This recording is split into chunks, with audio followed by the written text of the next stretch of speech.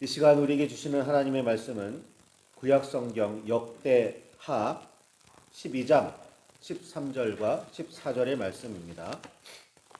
구약성경 역대하 12장 13절과 14절의 말씀입니다.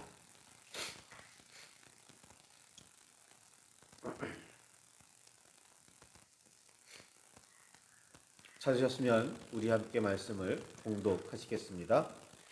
르호보암 왕은 예루살렘에서 스스로 세력을 굳게 하여 다스리니라. 르호보암이 왕위에 오를 때의 나이가 41세라. 예루살렘 곧 여호와께서 이스라엘의 모든 지파 중에서 택하여 그의 이름을 두신 성에서 17년 동안 다스리니라. 르호보암의 어머니의 이름은 나아마요 암몬 여인이더라. 르호보암이 악을 행하였으니 이는 그가 여호와를 구하는 마음을 굳게 하지 아니함이었더라. 아멘. 주님 우리의 마음을 여시어 말씀을 깨닫게 하옵소서.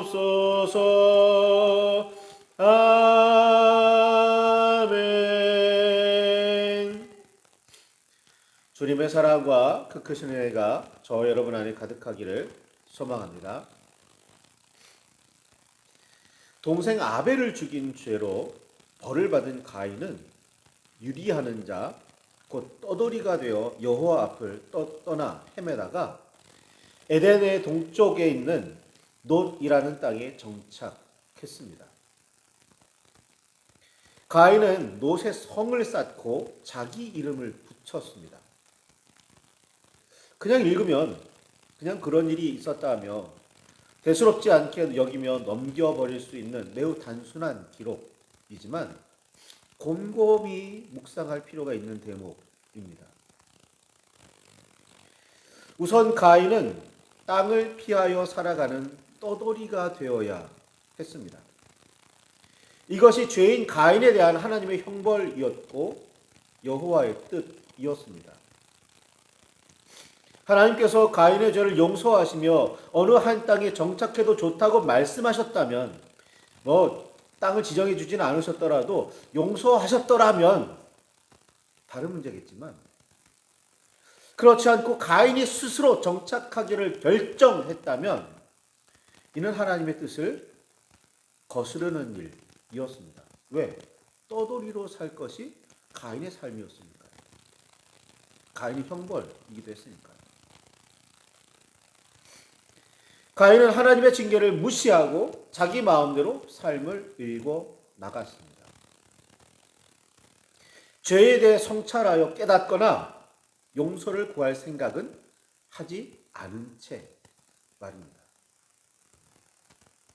두 번째로 가인은 놋의 성을 쌓았습니다. 성은 그 안에 살아가는 사람들을 보호하기 위한 목적으로 보통 쌓습니다. 여호와께서는 가인을 떠돌이로 만드셨습니다. 떠돌이는 비빌 언덕이 없는 사람입니다. 형벌받는 중인 가인은 도움도 보호도 받지 못하는 삶을 살아야 했습니다. 그래야 합니다. 그러나 여호와께서 떠돌이 가인을 그저 내버리신 건 아닙니다. 두려워 떠는 그를 격려하셨고 아무도 가인을 해치지 못하도록 표를 주시며 누구라도 가인을 죽이는 자는 벌을 7배나 더 받게 되리라 말씀하기까지 하셨습니다. 그러니까 가인은 여호와의 보호받는 중이었습니다. 단지 떠돌이 생활을 해야 한다는 것, 이게 어려움이라면 어려움이죠. 가인은 떠돌이이기는 했으나 그래야 하긴 했으나 버려진 사람은 아니었습니다. 하나님께서는 여전히 가인을 보호하고 계셨습니다. 여호와께서는 이를 보증하셨고 공개적으로 밝히셨습니다. 그런데 가인은 굳이 성을 쌓아 자기와 가족의 안전을 위해 스스로 대책과 방법을 세웠습니다. 자신의 잘못을 뉘우치고 여호와께로 돌아가려고 하지 않았습니다. 하나님의 도우심도 구하지 않았습니다. 가인은 이런 점들을 깨닫지도 못했고 받아들이지도 않았습니다. 따라서 가인이 스스로 성을 쌓은 일은 하나님께 칭찬받을 만하지 못한 일이었습니다. 마지막으로 가인은 자신의 쌓은 성에 자기 이름을 붙였습니다. 어찌 보면 당연한 듯 여겨지는 일, 내가 쌓았으니까 내 이름을 붙이지 누구 이름을 붙이겠어요. 그렇지만 이는 하나님을 의지하지 않았을 뿐 아니라 여호와의 이름을 기억하려고 하지도 않았다는 의미입니다. 요즘도 뭔가 이름을 정해야 할 때 대충 아무렇게나 하지 않습니다. 곰곰이 생각해보고 기릴 만한 의미나 기억하고자 하는 뜻을 담고자 애를 씁니다.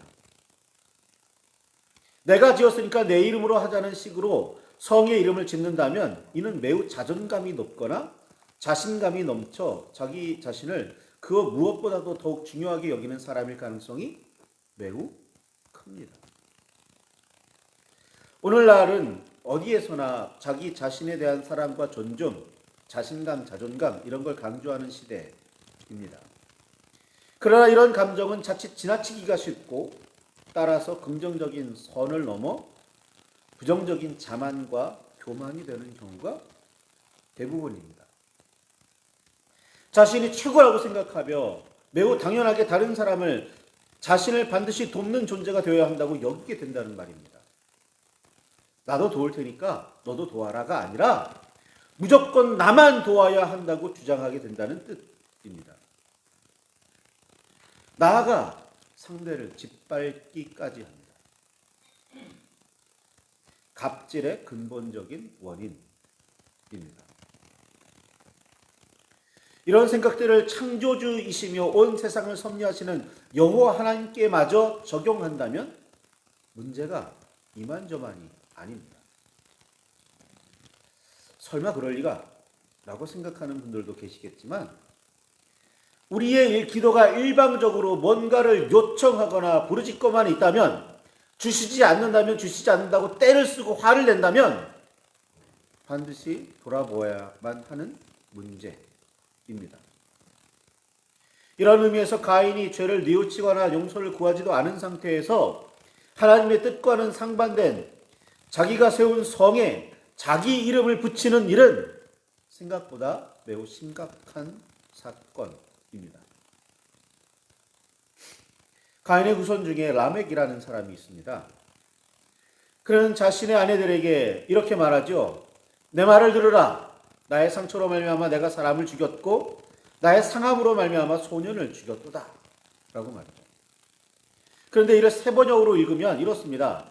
라멕의 아내들은 내가 말할 때 귀를 기울여라. 나에게 상처를 입힌 남자를 내가 죽였다. 나를 상하게 한 젊은 남자를 내가 죽였다. 이를 공동번역으로 읽으면 또 이렇습니다. 라멕의 아내들아 내 말에 귀를 기울여라. 나를 해치지 마라. 죽여버리리라. 젊었다고 하여 나에게 손찌검을 하지 마라. 죽여버리리라. 이해가 되십니까? 자신의 안전은 자기 스스로 지켜왔다는 말입니다. 누구는 자신에게 해를 끼치는 사람은 이유를 막론하고 죽여버리겠다는 선언입니다. 가인이 가진 사고방식의 결정체라고 할 수 있겠습니다. 라멕은 이를 자랑스럽게 말합니다.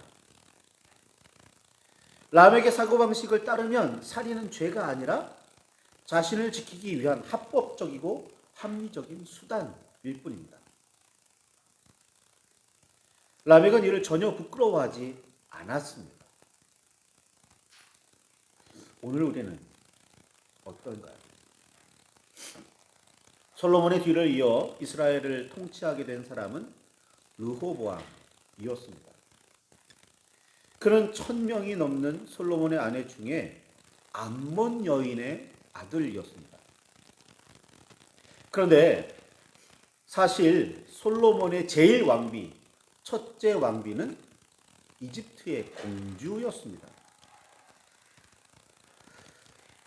솔로몬은 그녀를 위해 자신의 궁전과 비슷한 규모로 다른 궁전을 지어주기도 했습니다. 물론 이런저런 핑계는 있었지요. 그런데 당시에 이집트는 전 세계에서 둘째가라면 서러워할 만한 강대국이었기에 이러나 저러나 이집트 출신의 왕비는 솔로몬의 아내 중에 첫째였으리라는 점은 의심할 여지가 없습니다. 그런데 그런 솔로몬의 뒤를 이어 왕이 된 르호보암은 암몬 출신의 왕비가 낳은 아들이었습니다. 세력으로 보나 뭐로 보나 이집트 출신의 왕비가 밀릴 이유가 전혀 없었는데 말입니다. 권력 투쟁의 결과였는지 솔로몬의 뒤를 이어 이스라엘의 왕이 된 사람은 다름 아닌 르호보암이었습니다. 백성 앞에서 왕으로 추대되고 여호와 앞에서 인정받기 위해 세겜으로 갔었던 일이 있었습니다. 이때 백성의 지도자들은 여로보암이라는 사람을 대표로 세워 르호보암과 협상을 시도했습니다. 솔로몬 시절에는 대규모 건축 사업이 많았기에 매우 힘들었다며 노역과 세금을 조금 줄여주면 새로 왕이 된 르호보암을 잘 섬기겠다고 그렇게 협상하며 말했습니다. 그러나 르호보암은 그들의 요청을 들어줄 마음이 전혀 없었습니다. 이때 르호보암의 젊은 신하들은 르호보암에게 이렇게 말하라고 이야기합니다. 내 새끼손가락이 내 아버지의 허리보다 굵으니까 이전보다 더한 멍에를 메워서 더욱 강하게 다스리겠다 라고 선언하라고 부축입니다. 르호보암은 젊은 신하들의 조언을 따랐고 새 왕의 이런 대답 때문에 이스라엘의 10개 지파는 이때 남쪽과 완전히 결별하게 됩니다. 르호보암이 이런 야박한 대답을 할 수 있었던 이유는 무엇일까요? 정말로 자신의 새끼손가락이 아버지 솔로몬의 허리보다 굵다고 생각할 만큼 자신을 대단한 사람으로 여겼을까요? 이를 자존감 혹은 자신감이라고 할 수 있을까요? 르호보암의 죽음을 알리는 역대기의 기록에 따르면 역대하 12장 13절에 르호보암 왕은 예루살렘에서 스스로 세력을 굳게 하여 다스리니라. 르호보암이 왕에 오를 때의 나이가 41세라 예루살렘 곧 여호와께서 이스라엘의 모든 지파 중에서 택하여 그의 이름을 두신 성에서 17년 동안 다스리니라 라는 평을 남겼습니다. 그는 스스로 세력을 굳게 하여 나라를 다스린 사람이었습니다. 어머니의 나라 암몬의 도움을 청하기는 했겠으나 여호와 하나님의 도움을 구하지는 않았습니다. 스스로 그 일을 해냈습니다. 해냈다고 봐야 할까요? 그냥 했다고 봐야 할까요? 같은 말 같지만 의미는 상당히 다릅니다. 암몬 출신의 어머니를 둔 르호보암에게는 이집트는 강적이라 할 수 있기에 도움을 기대할 수 없었습니다. 르호보암을 떠나 다른 나라를 세운 10개 지파의 영토에 있던 제사장들과 레위 사람들은 살던 땅을 떠나 남쪽 유다로 내려올 수밖에 없었습니다. 이스라엘 10개 지파를 규합하여 새로운 나라를 세운 여로보암 왕이 송아지 우상을 만들고는 마음대로 보통 사람을 제사장으로 세웠기 때문이었습니다. 그리고서는 하나님께서 금하신 우상을 받아들이지 않은 기존의 제사장들이나 레위인들을 강제로 해임했고 하나님께서 그들에게 주셨던 삶의 자리를 그래서 레위인들과 제사장들은 쫓겨날 수밖에 없었습니다. 그래서 남쪽으로 내려오게 되죠. 그들은 약 3년 동안 르호보암의 통치에 영향을 끼쳤고 힘이 되어 주었었습니다. 그들을 수용하기 위해서라도 르호보암은 여호와 하나님을 따르는 척이라도 해야 했었습니다. 여호와 하나님께 바르게 제사하고자 남쪽으로 내려온 제사장들과 레위인들은 한때 르호보암을 도와 유다를 강성하게 하기는 했으나 겨우 3년 동안만 다윗과 솔로몬의 길로 행했을 뿐이라고 역대기는 기록하고 있습니다. 제사장들과 레위인들도 겨우 3년 동안 그랬는데 르호보암은 얼마나 더 했겠습니까?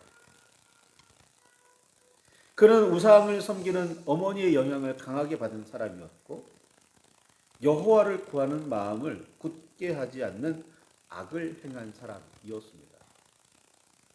하나님께 바르게 제사 드리는 그 제사를 지키겠다고 남쪽으로 내려온 사람도 겨우 3년 자신의 마음을 지킬 수 있었는데 여로보암은 아예 어찌 보면 어머니의 영향 아래서 우상을 섬기는 걸 너무 당연하게 여기던 이 사람이 하나님을 온전하게 섬겼겠습니까? 르호보암이 통치하던 시절 유다에는 여호와 보시기에 악한 일들이 넘쳤습니다. 열왕기상 13장 22절에서 24절을 보면 잘 볼 수가 있습니다. 조상들이 행한 모든 일보다 뛰어나게 악을 행했고 높다는 산마다 유난히 푸르러 보이는 나무마다 산당과 우상과 아세라상을 세웠습니다. 심지어 여호와께서 이스라엘 자손 앞에서 쫓아내신 국민의 모든 가증한 일을 본받아 행하기까지 했습니다. 여호와 하나님의 뜻을 조금도 염두에 두지 않았다는 말입니다. 당연히 여호와 하나님을 따르지도 않았고 의지하지도 않았습니다. 북쪽에서 여호와 하나님을 향한 믿음을 온전히 지키겠다며 떠나온 그 사람들이 3년 동안 르호보암을 나름대로 잘 붙들어 세우려고 노력했지만 안 됐습니다. 그럴 수가 없었던 거죠.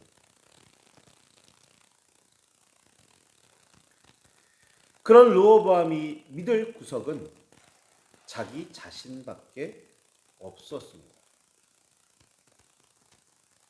백성은 모두 떠나 겨우 2지파만 남았고 주변 나라 중에서도 암몬을 비롯한 몇몇 애만 도움을 청할 수 있었습니다. 르호보암 시절에 이집트가 쳐들어와서 성전과 왕궁의 보물을 모두 빼앗아 갔고 북이스라엘과의 전쟁은 멈추지 않았습니다. 위기에 처했을 때 잠시 여호와는 의로우시다 라며 뉘우치는 듯 했으나 달라지지 않았습니다. 위기를 모면하기 위한 이런 형식적인 뉘우침은 여호와를 속이는 죄를 더하는 악일 뿐입니다. 이에 따른 하나님의 진노도 계속되었습니다. 주변 나라들의 힘도 빌릴 수 없었고 백성의 도움도 기대하기는 어려웠는데도 르호보암은 여호와 하나님께 나아가지조차 않았습니다. 이런 상황에서도 17년간 왕위를 유지한 후에 아들에게 나름 잘 물려줄 수 있었으니 대단한 사람이었다고 평가할 수 있을까요? 아니면 자만과 교만으로 평생을 어찌어찌 스스로 버텨낸 사람이라고 말해야 할까요? 아수르와 바벨론 포로를 겪은 후 여호와 하나님을 찾아 예루살렘으로 돌아온 사람들은 역대기를 기록하며 그런 르호보암을 스스로 세력을 굳게 하여 다스린 사람으로 평가했습니다. 이런 르호보암의 삶을 자수성가했다며 우러러도 되는 걸까요?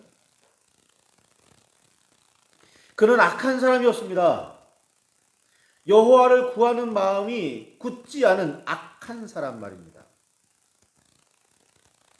하나님을 의지하며 그 뜻을 행하지 않은 악한 사람이었습니다. 오늘 우리는 어떤 삶을 살아내고 있습니까? 하나님은 멀리 계신 분이고 주님의 도움은 가시적이지 않다고 생각하고 스스로 모든 일을 다 하려고 애쓰고 있지는 않습니까? 그러면서 나는 하나님을 섬기는 사람이라고 스스로를 위로하고 있지는 않습니까? 그런 믿음이 과연 건강한 믿음일까요?